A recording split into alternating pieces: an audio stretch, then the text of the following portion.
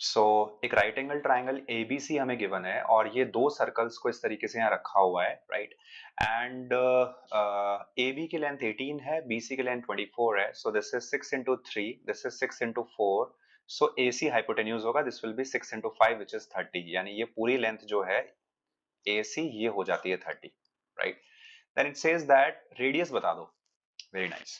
तो let's say कि radius को अगर एक बार के लिए r मान लेते हैं और यहां से अगर मैं एक लाइन ड्रॉ कर दूं again parallel to A B, तो मैं सिमिलैरिटी यूज कर सकता हूं, right?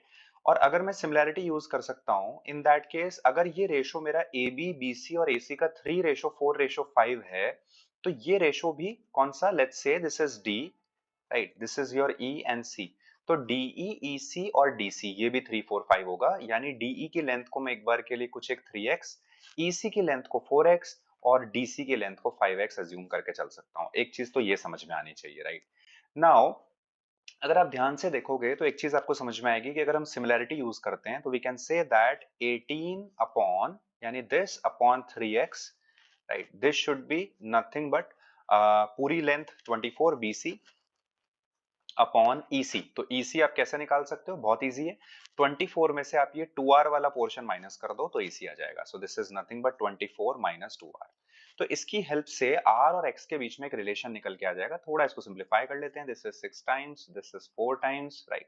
So 24 minus 2r is nothing but equals to 4x। एक चीज तो ये समझ में आ गई। यानी एक और चीज कह सकते हैं कि भाई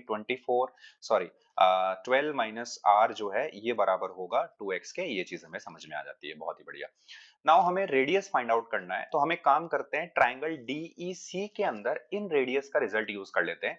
तो जो हमारा इन रेडियस होना चाहिए राइट एंगल ट्राइंगल के केस में, वो होगा DE plus EC minus DC upon 2, right? तो ये डायरेक्ट रिजल्ट है, हम यूज कर रहे हैं।